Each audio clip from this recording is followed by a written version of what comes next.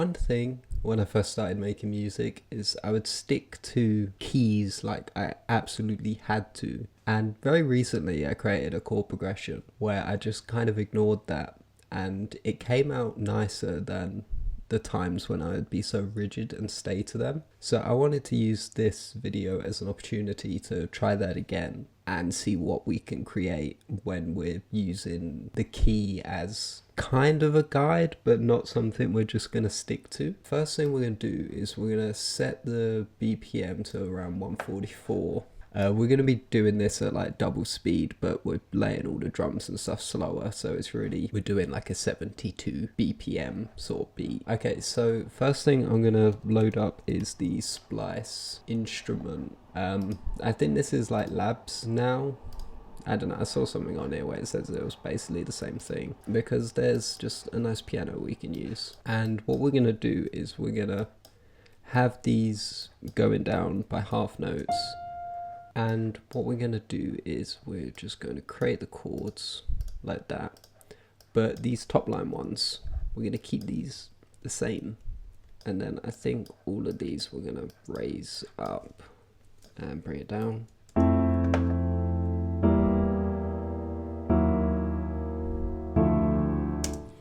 I don't know why this works, if it's, I guess it's because we're keeping this top line melody the same, but we've got like these notes here where they're out of key and you just assume it sound bad, but it doesn't really sound bad. It sounds really nice. I don't know, this is a very nice progression. It kind of feels like you're slowly falling down, but humanize these because I'm not actually playing the piano, and we've got to make it sound somewhat real. And let's just give them a little strum.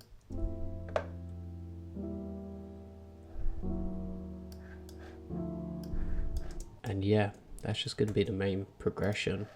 What I quite like doing is, if I've got these down, is going over to E piano roadish. This sounds quite cool. It's going to have to be a bit quieter though. And this one just gives like a very nice fullness to it. But I do think these are just going to be tiny little ones like that. Bring down the velocity a little bit more.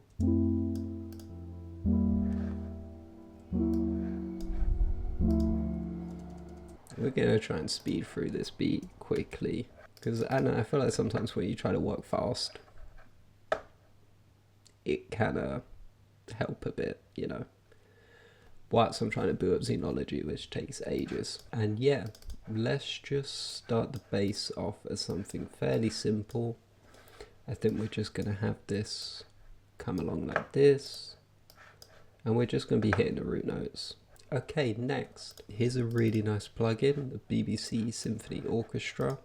One nice thing about this is like pre-pans all of your instruments, so this violins are on the left. If I did a cello, it's going to be on the right. All of these instruments, the trombones, trumpets and all of that, they're all going to be like even further. And I think that's just really nice, it coming pre-pan, because when you just like build a whole orchestra, it already just sounds so good. We're just going to do some long violins, so I think for this bit we're just going to keep these top ones, because we don't need to be playing the whole chord, because we'd be doing too much. We're going to look at this like it's two people playing it. This person is just going to be hitting one long note, one unrealistically long note, whilst this person's going to be moving through them.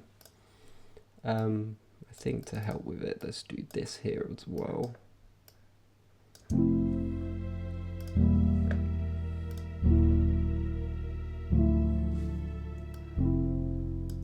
So I know on this third bit we have a out of key note here that I wanted to add. So it's a B flat, a GB. It's a great British note. I feel like on this bit here it'd be quite nice if we hit that again.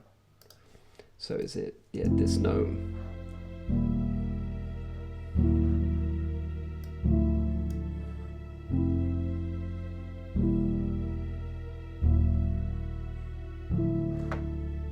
We're just doing that because this progression, we're repeating it every, if that's 4 bars, I think it's 4 bars. So we gotta find something where we can switch it up just a tiny bit, and it seems like we could do it in here. I feel like the reasoning as to why this works, even though it's at a key, is because it's in the chord. I think a quite nice thing to do as well is, I think they're called glissandos. A nice way to create these is we're just arpeggiating the chords we're already hitting, just like super quickly and a bit off the grid. We're just gonna have it hit like this. And I also think we're only going to have this appear on these two instead of like every single one. And we don't want to fill the whole beat with accents, because then it no longer becomes an accent. You know, we're kind of just adding these in just so it's got that extra bit of just like flavor.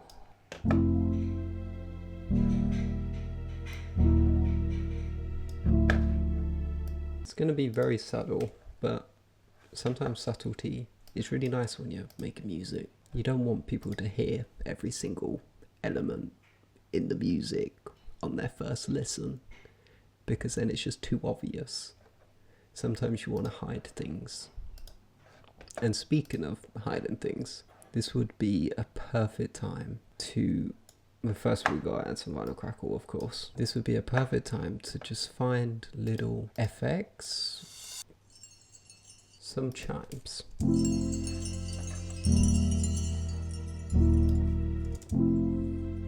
I feel like I've got a chain, like a Travis Scott chain.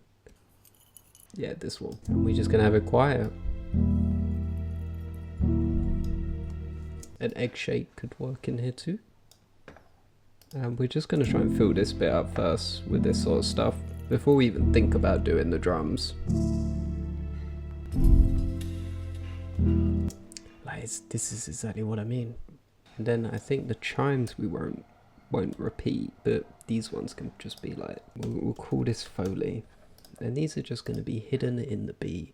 You're not really going to notice them once most of the drums are down, but if we mix it properly, you'll just be able to hear it. But yeah, I'm not that great at doing that stuff yet. I also think it's worth trying to add in some sort of melody on top of this. But I think I want that to play over like this section, because this already feels quite full. We just need like drums in here. It's going to feel right. I got two ideas. I either want to do a flute that's just hitting the same note, because we've got this top line of an E, and harmonizing with that will sound quite nice with like a delayed flute. But then I also want to do one where it's like a guitar on a wah, and we'll move a bit about on that. So I guess we gotta quickly get these two ideas down.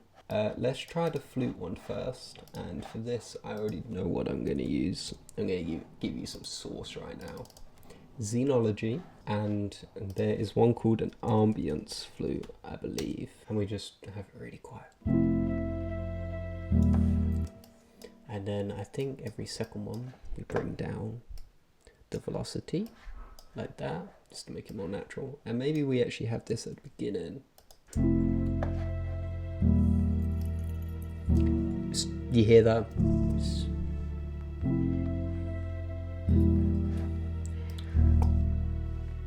Boom, ba-dum, ba-dum. Okay, and then, okay, we're actually going to keep this. Let's duplicate it though. And on this one, we're now going to do the guitar melody here. I think a good little trick for when you're trying to do melodies is let's grab these chords and move them to here. First, we need to find a guitar. I think one that'll work quite well on this sort of beat is like this funk guitar. We move both of these next to each other. Go away. And we do a MIDI clip and we highlight both of these. And then we click focus. And now we can see what the other notes are. And we can like just draw over them. And yeah, now let's try and work out something just where the melody's moving around a bit more. But we have got a bit of swing to this, so let's do it like that.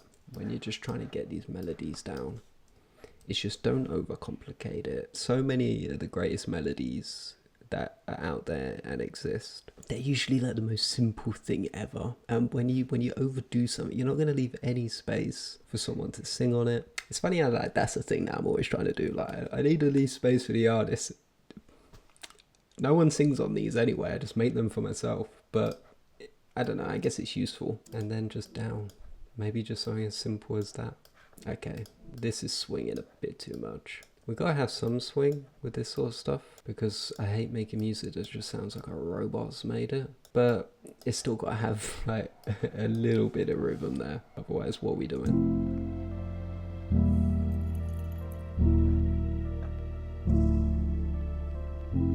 I know you're thinking, is that the melody? Is that it? That is not just the melody. I'm dropping some sauce right now. Flying Auto Wah Wah. Go get it by Superfly DSP. It's not a promo, ain't there yet. But this is a wonderful plugin. If we use this ADSR setting,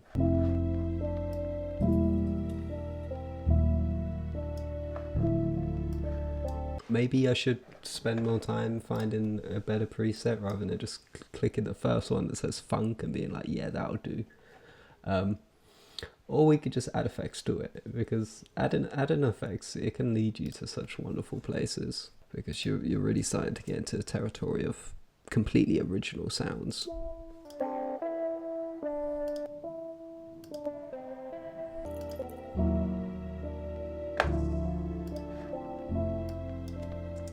And yeah, I feel like every time I use this RC20, it's this preset called No More Boring Pads, and I absolutely love it. Okay, I think this is enough instrumentals on here, so let's just start figuring out the main drum groove we're gonna get on this. Just with this being that like double kick, I want to make sure we have these things lined up right.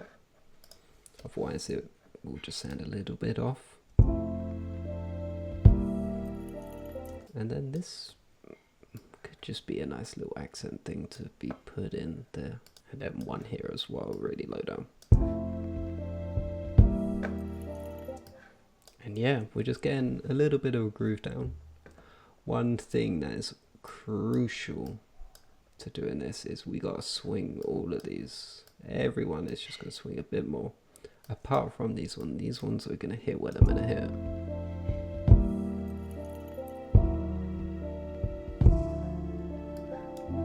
Like that already feels beautiful, I must say. I need to like pat myself on the back. This is very nice, Josh. I just say my government name. It's very nice, Rogan. Let's just feel it.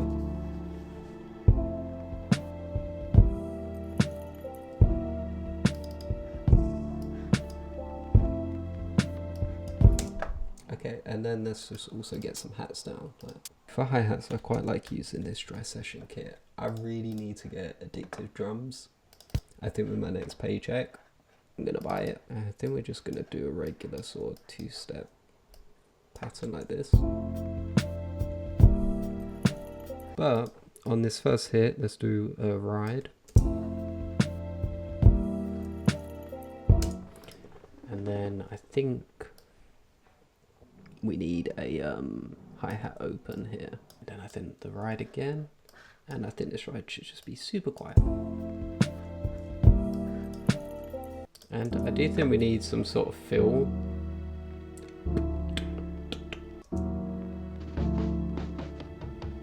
And then I also think on this fill, we're gonna open up an EQ and do this to it. Grab the frequency, show the automation. And it's just going to open up as it gets played like that.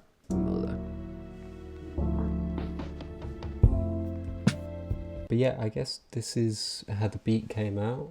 Sometimes you don't need to just follow the music theory. You can use it as a guide, like how I did in this with most of the melodies and stuff. As much as like the root notes of this song, they didn't follow it.